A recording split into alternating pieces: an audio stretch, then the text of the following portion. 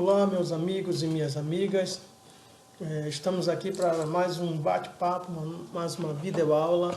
E o tema de hoje é o sistema de produção da cultura da mandioca. Especificamente, vamos tratar das principais pragas e doenças.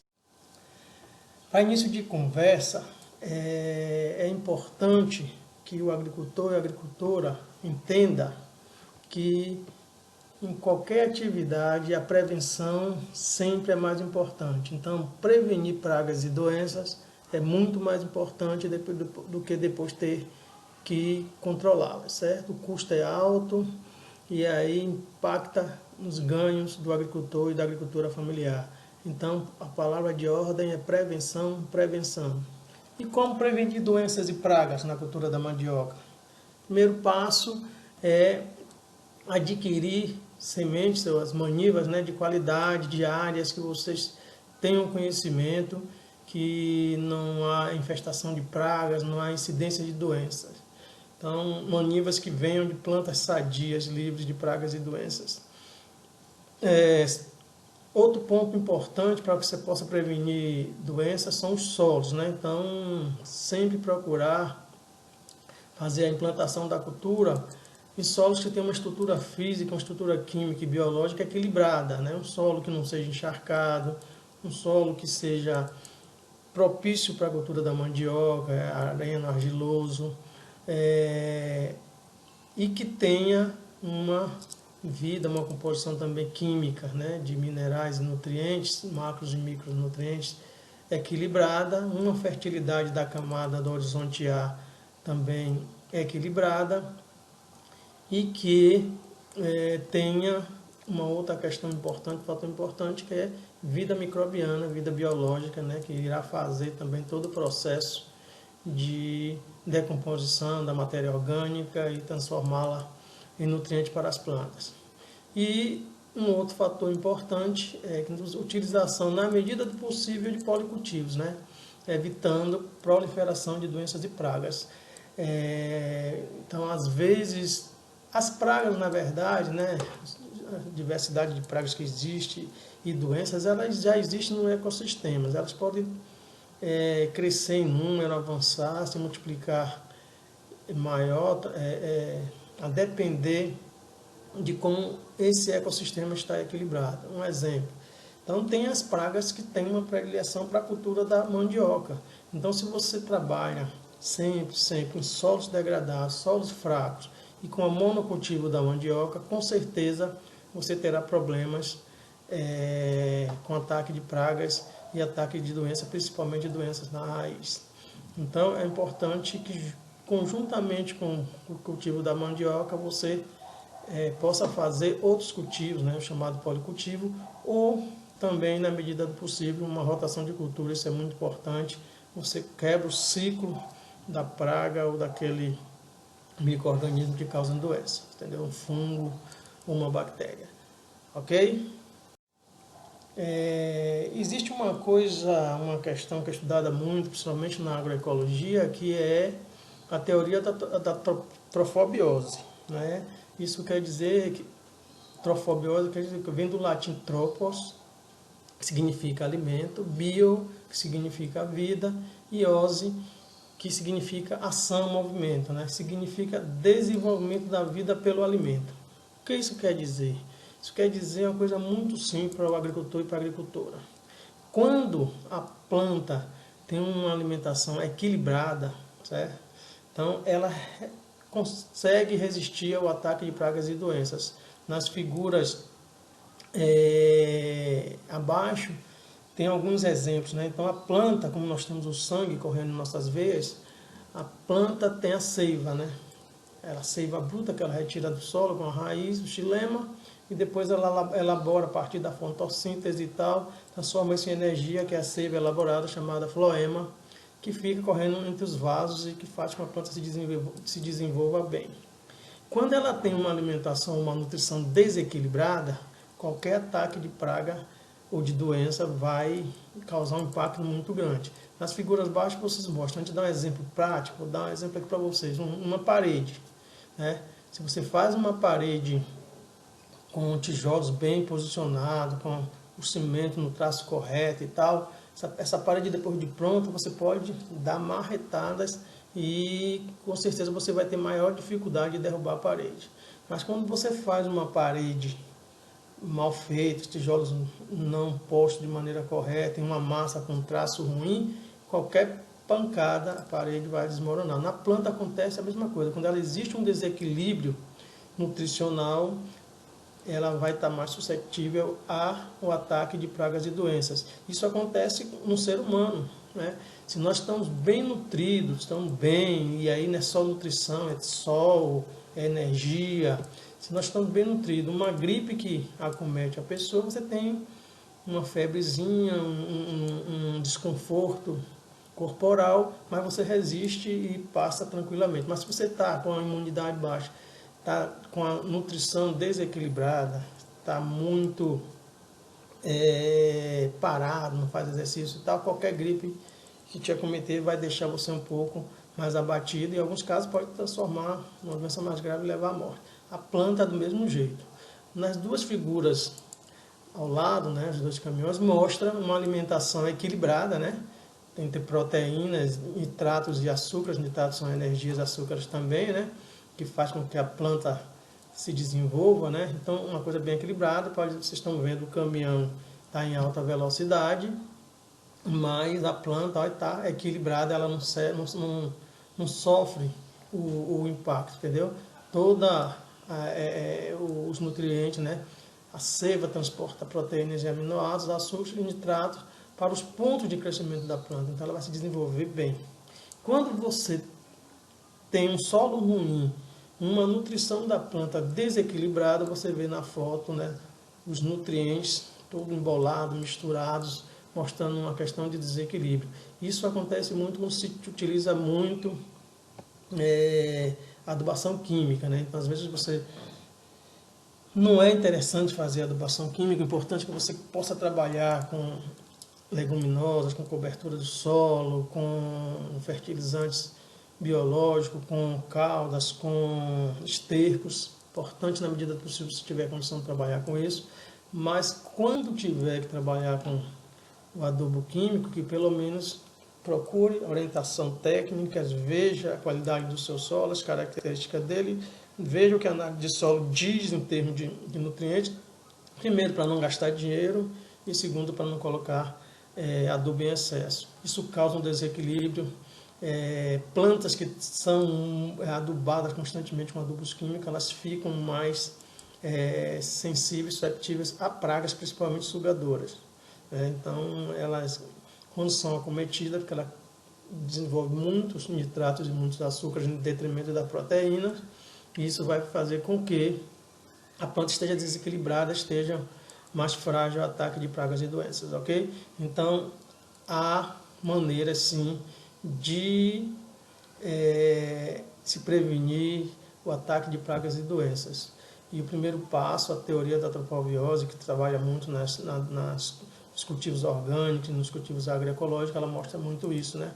Que a planta bem alimentada, bem nutrida, ela vai ter uma vida e vai ter uma ação de desenvolvimento muito interessante, muito importante, e vai resistir para não ter um ataque mais sério. Na teoria da antropobiose, plantas que crescem em solos férteis e equilibrados possuem resistência natural ao ataque de parasitas, aquilo que já coloquei para vocês. E plantas tratadas com fertilizantes solúveis, NPK principalmente, tal da ureia ou cloreto de potássio, certo?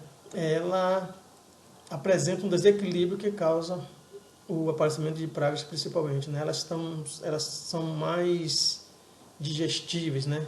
Ela tem proteínas e açúcares menos complexos do que numa planta trabalhada organicamente, então as pragas têm mais predileção, mais interesse por elas, então o ataque é mais severo e normalmente elas sentem o impacto. Então você vê aí na figura a planta da esquerda com um sistema radicular bem desenvolvido, equilibrada, né, as folhas, então ela tem um ataque de praga, mas ela vai resistir. E do outro lado, o cultivo convencional, uma planta doente, sem o sistema radicular não se desenvolve muito bem e ela não vai produzir, não vai dar os resultados esperados, ok? Então, vamos trabalhar com agricultura orgânica, vamos trabalhar utilizando os estercos, a cobertura morta, o equilíbrio da vida dos macros e micronutrientes no solo e evitar também solos encharcados.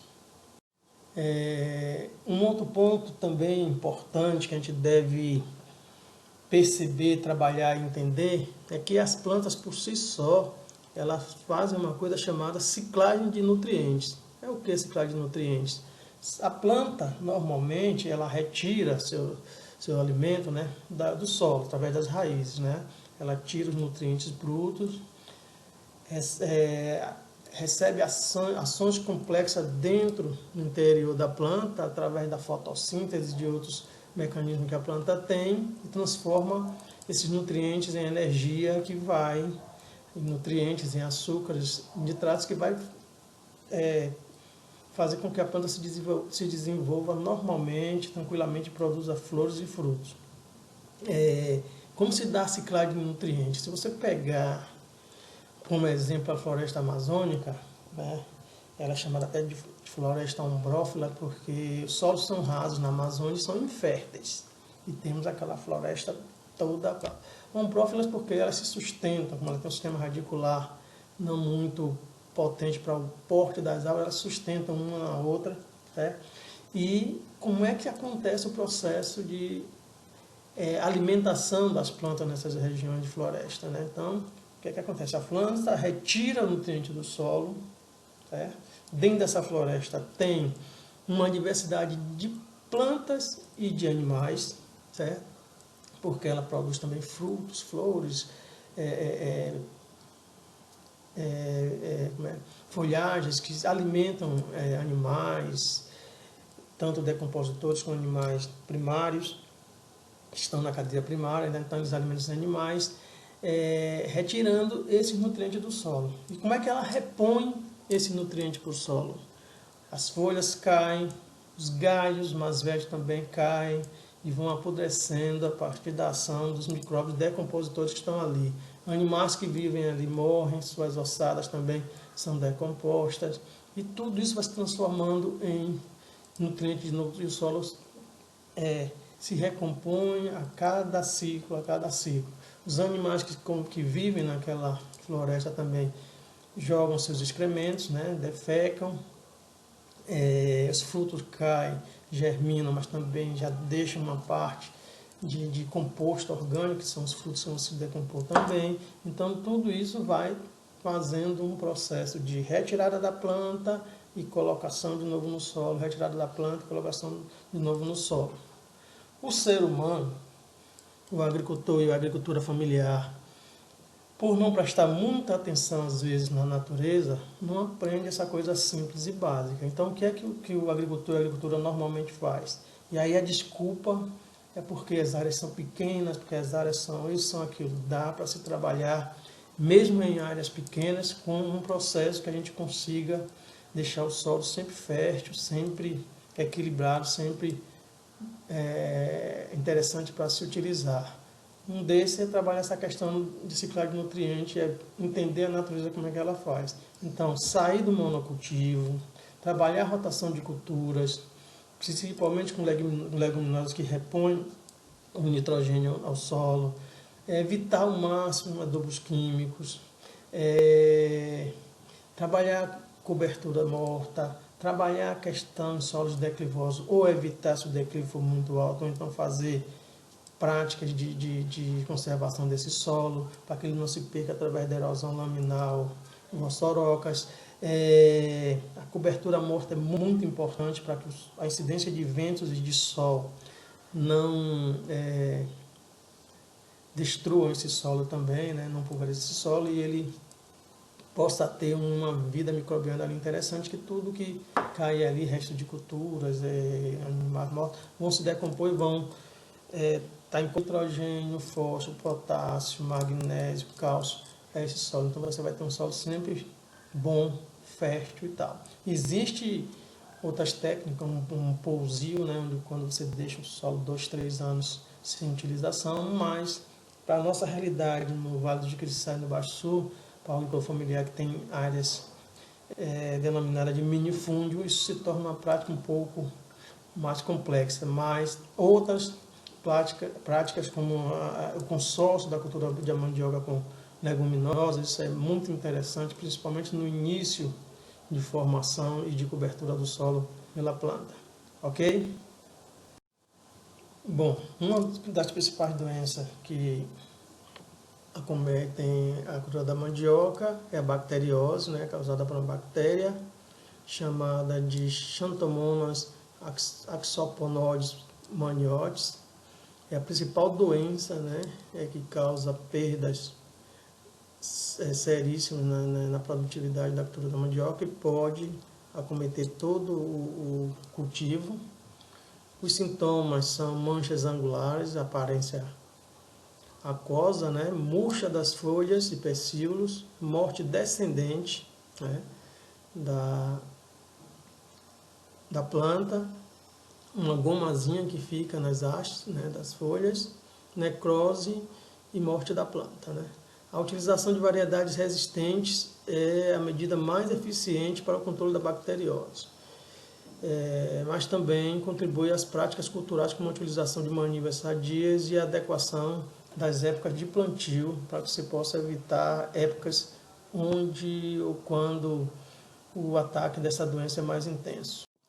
Certo? As perdas da podridão radicular na região nordeste chegam a 30% na produtividade de raízes. O agente causador da podridão são fungos, né?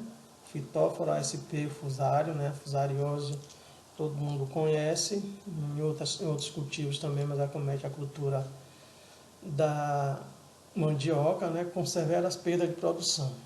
Os sintomas atacam normalmente na fase adulta, causando podridões moles nas raízes, com odores muito fortes, semelhantes ao de matéria orgânica em decomposição. Coloração, quando você retira a raiz afetada, é acinzentada, que se constitui nos esporos do fungo, né? As medidas de controle da podridão radicular é o uso de variedades tolerantes, associada a práticas culturais como rotação de culturas, manejo físico e químico do solo e sistemas de cultivo. Como a gente falou também dos cultivos, os policultivos. Agora, uma questão interessante, né? Quando há o ataque rotineiro desse fungo na cultura da mandioca, o interessante é que se faça realmente uma rotação de cultura, fica um tempo sem o cultivo da mandioca naquela área e troca por outros cultivos, como de gramíneas, de milho, de feijão, de cucurbitácea com abóbora, melancia. Então, fazer para que a quantidade de fungos naquela área realmente possa diminuir bastante, que não cause impactos negativos à cultura. Uma questão importante é utilizar variedades que já tenham comprovado a resistência à podridão radicular. Superalongamento é uma outra doença, né? São alongamentos exagerados das hastes novas ou em desenvolvimento, né? Vê na figura acima e à direita, uma planta acometida de uma doença. Ramas finas com longos entrenós, né? Então entre um nó e outro bem alongado também, e as ramas ficam finas. As plantas afetadas podem ser identificadas pelas lesões típicas de verrugose nas hastes, pecíolos e nervura da folha, retorcimento das folhas, desfolhamento e morte dos tecidos, né? Penetram, né? Eles conseguem picar, né? Penetrar com o seu aparelho sugador, tecido foliar, né, da planta, sugam a célula, o conteúdo, né, intracelular que está dentro da célula, na célula já é o alimento da planta já elaborado, então eles vão lá e sugam. Os sintomas, manchas cloróticas, né, essa clorose, está na foto, pontuações e bronzeamento do limbo, morte das gemas, deformações e queda das folhas, reduzindo a área foliar e a fotossíntese, como a gente colocou anteriormente. Percevejo de renda de hábito sugador, né, que ocorre no início da estação seca. O adulto é de cor cinza e a ninfa, fase jovem do inseto, é branca. Né? Ambos encontrados também na face inferior das folhas basais, nas folhas mais baixas da planta, medianas, né? Eles não atacam muito a parte apical, a parte de cima, mais nova, né, da planta. Os sintomas do percevejo de renda são pontuações amarelas pequenas, né, não tão infestantes, não tão na folha toda como o ácaro, que se tornam de cor marrom avermelhada logo depois. Quando a infestação é severa, pode ocorrer desfolhamento da planta. No caso de ataques contínuos do mandarová em uma região, recomenda-se a rotação de culturas, diminuindo a população de pragas. Vejo aí que a questão da rotação de cultura ela é sempre interessante, é sempre recomendada, porque você quebra o ciclo de uma determinada praga ou doença. Ela não vai ter, como talvez vamos dizer assim, o hospedeiro, né? Aquela planta que ela tem maior interesse em termos de sua dieta alimentar. Então ela não vai ter isso por um certo tempo, então não é que ela seja extinta, mas ela diminui consideravelmente. Então quando você voltar com a cultura de novo, o ataque será menos intenso. Inspeções periódicas das lavouras, identificando os focos iniciais, também torna o controle mais eficiente. Então, o agricultor, às vezes, ele planta, passa de longe e tal. O importante é que sempre dê uma caminhada por dentro da lavoura, olhando, principalmente para identificar plantas doentes, né?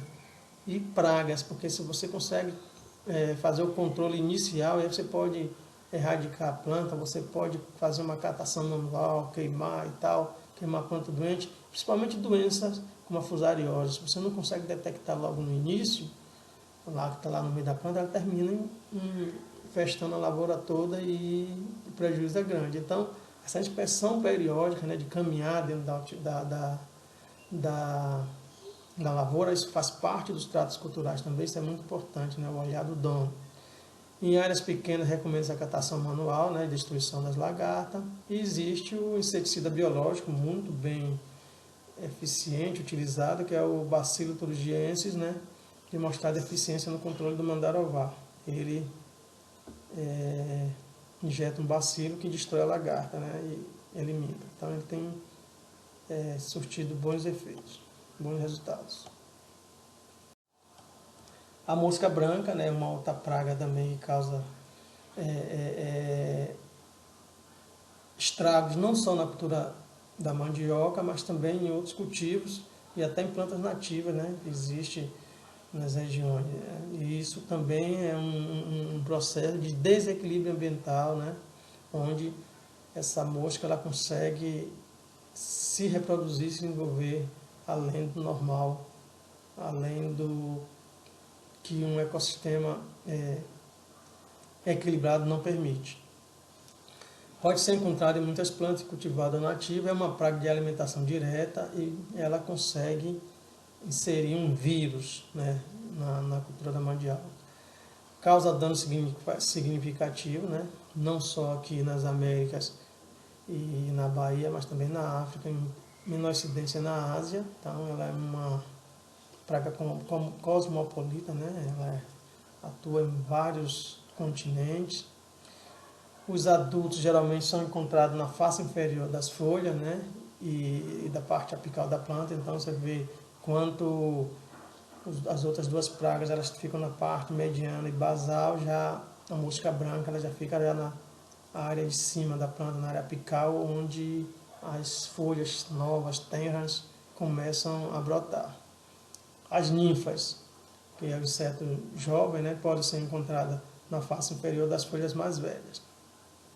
Elas já ficam lá para poder se proteger. Depois que elas se desenvolvem e transformam em adulto, elas atacam a parte superior da planta. Tanto os adultos como as ninfas sugam a seiva das folhas, né, e injetam o vírus. Os sintomas são folhas ficam enrugadas, né, secam e caem, enquanto as hastes começam a secar do ápice para baixo, né? Então, de cima para baixo há uma morte da planta, né? Podendo provocar também a podridão de raiz. O plantio da mandioca intercalada com outras culturas não hospedeiras tem demonstrado ser uma prática que reduz a população da praga. Mais uma vez, os consórcios, os policultivos como questão interessante para controle de pragas. A mosca do broto ou mosca da mandioca, né? A fêmea da mosca do broto efetua postura entre folhas não expandidas, né? Não abertas ainda, no ponto de crescimento ou em pequenas cavidades feitas pelo aparelho de colocar a postura, né? Na parte mais nova e macia do broto. Então ela consegue furar e colocar os ovos lá. As larvas vão destruindo o tecido, né? Dentro dessas hastes e matam o broto de crescimento, né? No broto afetado podem ser encontradas várias larvas, né, esbranquiçadas. O dano causado pela praga manifesta-se por meio de uma exsudação, quer dizer, um surgimento de uma gomazinha de cor amarelada, quando o ataque é recente, que fica marrom quando o ataque é mais velho, no ponto de crescimento da planta. A morte do broto pode retardar o crescimento normal das plantas jovens e romper a dinâmica de crescimento apical, né, de crescimento para cima. Então, como ela destrói aquela parte de cima, o broto chamado, né, gemas do broto, os galhos novos, a tendência é que a planta comece a emitir gemas laterais, né? Então fica uma planta, como diz o pessoal, esparramada, né? Ao invés dela ter um crescimento para cima, ela vai crescer mais para os lados. As plantas mais jovens são susceptíveis, sendo que ataques repetidos podem causar o nanismo da planta, ela não se desenvolve, ficam raquíticas, né? As plantas mais jovens são mais suscetíveis, né? Sendo que ataques repetidos podem causar o nanismo, como já falou antes. Tá?